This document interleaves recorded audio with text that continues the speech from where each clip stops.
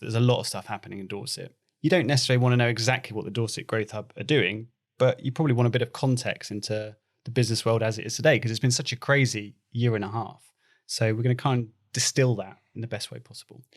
Yeah, well, I think what's interesting is that in the last 12, 14 months, we've gone from being an in-person organisation effectively to being completely online.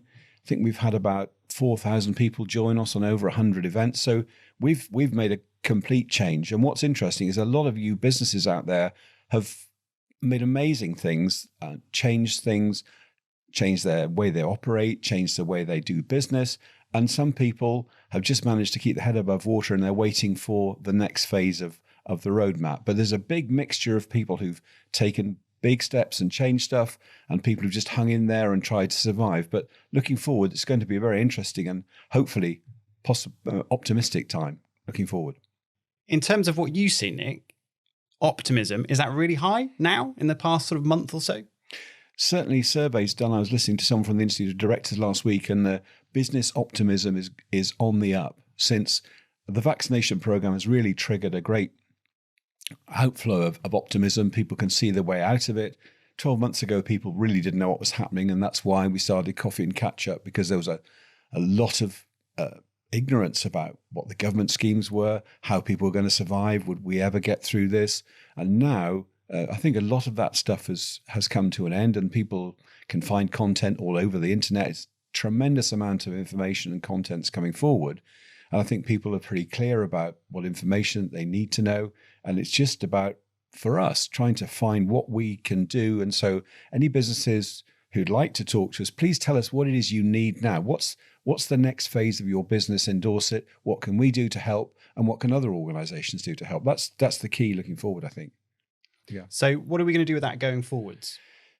So I think we're going to go maybe once a month with a more newsy type operation, telling people what's happening in Dorset, what business is up to, what the local authorities are up to, and what other organisations are up to, and what you need to know during the month about what's topical and what we can do to help. So we've got to keep it short and sweet. I think maybe 10, 15 minutes for a newsy update will be all we need. What's the news for Dorset businesses this month? It's a bit of a divergence, really, between Dorset and BCP and Bournemouth Christchurch Pool. BCP have launched the Bounce Back Challenge Fund, and around 270 businesses have applied for money from the council for various projects to try and help them in their next phase and going forward. And I've been looking through them this morning. There's a huge divergence of businesses. Some people looking for 70,000 to develop big projects, other people looking for 15,000 to keep them going. So BCP have been very active and they've got that going on, and people might get the results within the next probably 2 weeks. Government very keen to get the money out the door. In Dorset, they've had a very different approach. They've spread the money a lot more thinly, so they haven't got the pot of money left now, but they are hopeful that in June they will have some money and they might be able to target some businesses after the 30th of June when the next tranche of money comes from government. Yeah, Rich, we've been online now for 14 months and gradually creeping towards opening up, and there was debate this morning about whether we'll need passports for larger events. I think the small event passport, going to the pub, is off the table. So do you think that people will start to have more appetite to go out and travel or visit places, or do you think there's still a bit of conservatism around that? Well, I think in regards of, business type events, of which, we used to run, quite a lot back in the day before the pandemic hit. So, we're currently having these discussions at the moment, aren't we, in terms of, what will the future of our events look like? At the moment, we're still sticking to an online format. But I think towards the end of the year, probably October, September time, which is historically a very busy event time anyway, we may consider doing some actual physical events then. And I don't think the online element is going to go away. I think it will remain there. I think there will be that desire to have that face-to-face interaction.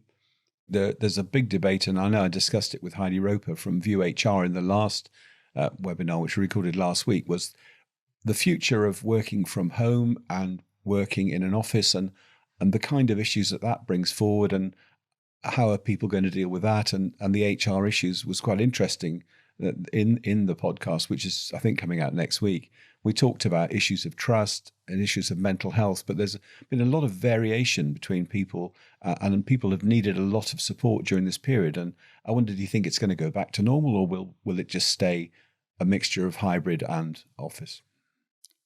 I personally think the hybrid model will also stay. I think I mean I'm someone who's worked from home for the past 7 years, and that's been my main office, and that's something I've become very used to. And I think a lot of people, even our team, we went from a shift of having half those people working from home, the other half are based in the office. Those that were in the office are now based at home, and I think actually have realised they can manage things. And I think it comes from the top, though. If the proof is in the pudding that people are able to manage their workloads and still be as productive, then the management are there to make those choices about, well, actually, financially, for instance, can we save some costs here? And if everyone's still working as productive as they can, and still happy and still enjoying their work, then it's a no-brainer. And that's almost like what the Dorset Growth Hub have done. We've made it work. We now aren't going to have an office moving forward. We're going to kind of have these sort of silo offices. So I talking from a personal perspective, I can see how it definitely can work, because we're literally the case study for doing that.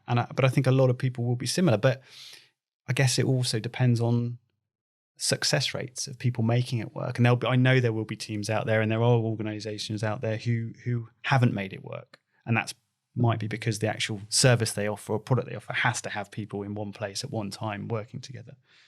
But I think it's an interesting concept, and I think, it just depends on the individuals, I think, but it's also the business need and how important that plays a part in determining that. Yeah, so Steve Holmes from Outpost VFX, they've got a fairly complex business. They're state-of-the-art virtual reality. They work in the film industry. They've got an office in Canada. They've got an office in here. They've got over 100 people all over the place, and lots of people. And what they do to try and keep the team together, which is critical, and again, it came up with Heidi in that podcast, is that you need to keep your team involved, keep them communicating, and they have what they call a 4 o'clock Friday. So everybody stops 4 o'clock on Friday. They talk about who's done well that week, what the news is. So they feel that even with a complex organisation like that, communicating with the staff, keeping everybody in the loop is absolutely critical, especially if they're remote. And so that's what they do, 4 o'clock Fridays, which strikes us as a good idea. And we're actually going to have an office hour on a Wednesday. So we're going to get our team all together, because we're a bit disparate as well. So we're going to have office hour on a Wednesday where we can talk and chat and discuss, the problems. But for anybody who is struggling, Dorset Mind have been really active over the last 12 months, supporting people with mental health issues. And it's been critical. And a lot of people have found it difficult. And there are people out there, and lots of people helped on Coffee and Catch-Ups to give backup and support. And there's been a very supportive atmosphere in the business community over the last 12 months, which wasn't really around before. So Rich, of the ones that, because I think you and I have done most of them, along with Mary, which was your most insightful podcast that you can remember amongst all the myriad you've done? This is a good question, Nick. There has been quite a few now. I think that standouts for me, there's two without a doubt. I mean, they've all been great, and I've really enjoyed doing these podcasts because genuinely I'm quite a nosy person. So digging deep with what business owners are doing has been really interesting. But certainly Mr. Lee's Noodles, Cassia Bigda, Marketing Communications Manager, that conversation was great. I mean, and I say that because when I first started in the Growth Hub almost 7 years ago, Mr. Lee's then was pretty much starting up. And I remember going to the offices. I think we went to the offices actually, Nick. And I was they're kind of, at the time, quite a small office, but their vision that they had was incredible. Yeah. And to have seen over the years how that has developed has been incredible. And probably in a similar vein, talking to Jamie Sargent actually from Crowd and talking about their silo offices in different regions, and talking about whether they were strategic decisions that they made to move into those regions or whether they were just project-led decisions. So yeah, I think those are my two kind of standout ones, just because of that, essentially taking a kind of almost Dorset-based offering or service, and then that spread across the world and has had both of those companies have had huge success, and that well, it sort of excites me, I guess. And I think that's incredible that comes from here. So what about you, Nick? What are your sort of highlights in terms of the podcast we've done so far? Well, Kaz Patton really is amazing and on by. I mean, I have to be honest and say that when he came to us for money about 4 or 5 years ago, I couldn't believe that someone could take on the might of Amazon and Google and those multinational companies, and from little old Dorset and take them to the cleaners. And on by has just grown and grown and grown this year, or during lockdown. It's been extraordinary. And I just think it's a testament to if you think you can do something, you probably can if you're committed enough. It's done a remarkable job, opened up in Manchester, and it's grown and grown. Turnovers increased and increased. And amazing story of someone who just set themselves a target and just, however impossible it seemed, and on the face of it, it didn't look very possible.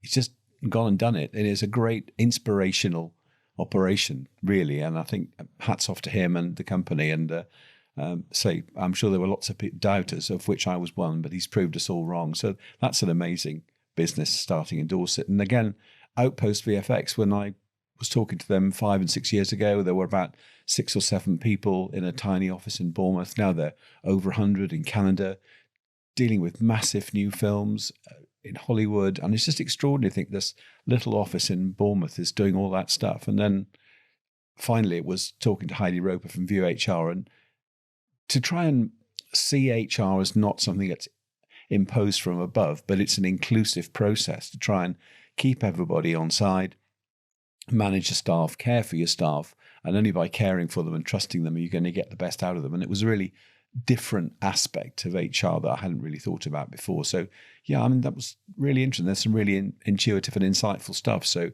anybody who hasn't listened to them yet, or if they haven't heard them yet, get in and have a listen, because there's some really insightful stuff out there with those and those few that I've mentioned. So it's been really useful and enjoyable stuff to put out. So please listen to our podcast episodes at dorsetgrowthhub.co.uk/podcasts, and they're available across all platforms, Spotify, Google, and the other ones, whichever they are. Please subscribe, and yes, whatever else Mary said. Thank you, everybody, for listening. I hope it's been interesting and useful, but do listen to these podcasts. There's a lot of really interesting stuff.